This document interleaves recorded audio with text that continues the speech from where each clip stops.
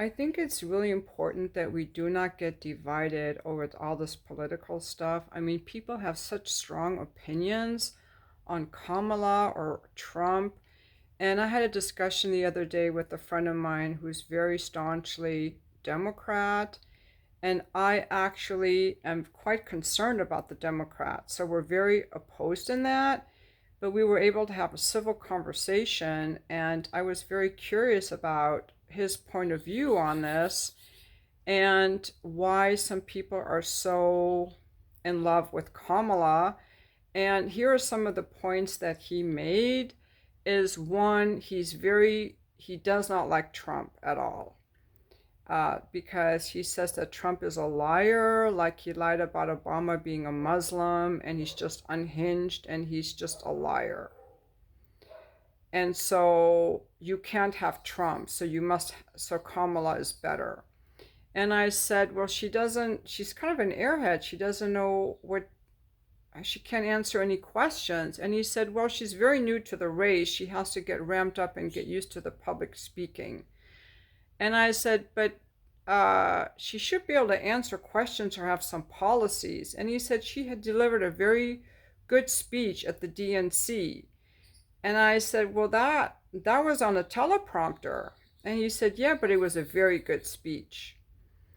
Um, so, and then we talked about the war in Ukraine, which I'm very opposed to the NATO expansion into Ukraine, how the U.S. toppled the democratically elected president of Ukraine and installed Zelensky and started bringing NATO and U.S. military equipment into Ukraine.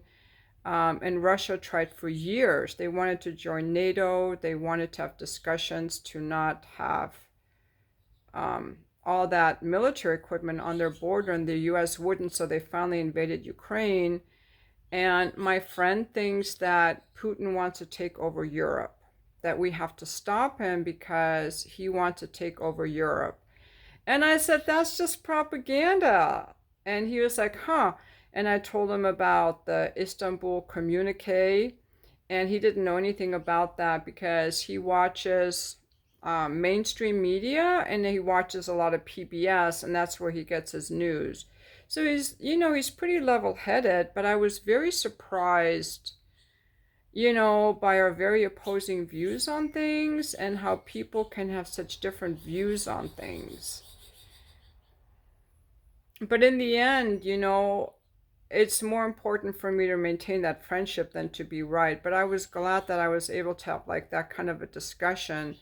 But I'm very concerned about the loss of free speech and the wars. But ultimately, no matter who gets in, I don't know how much they can change things, because the real power really is in the corporations. Boeing just got $20 billion to build more weapons to bomb civilians in Gaza, pretty much. And I don't know if any president could really stop it. I do not know if anybody could really stop the trajectory that we're on. But it's really important that we don't start hating each other, because they want to divide us. Men versus women, Republicans versus Democrats,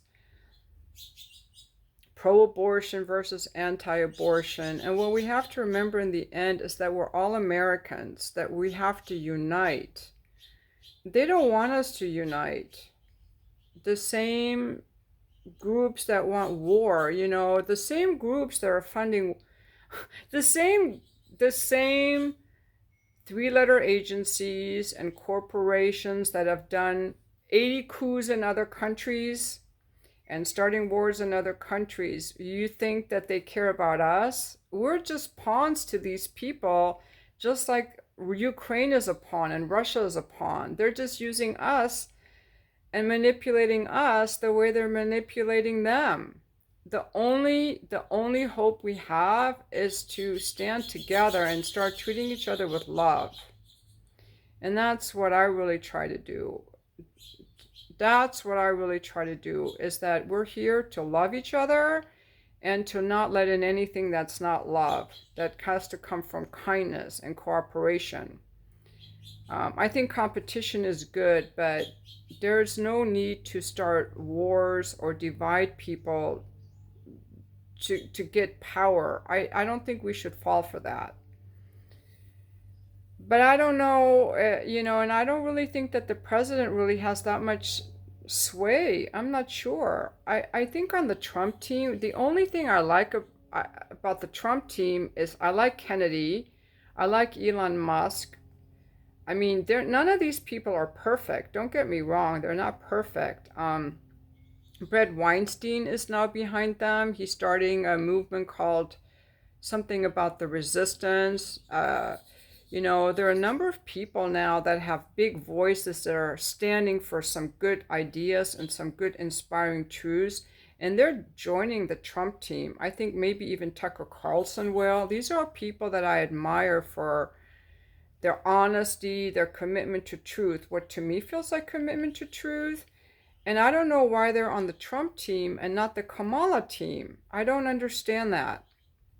I don't understand it, but I think it's so important for us to treat each other with kindness, because there is no getting ahead and getting along with people if we hate each other, and that's what they want.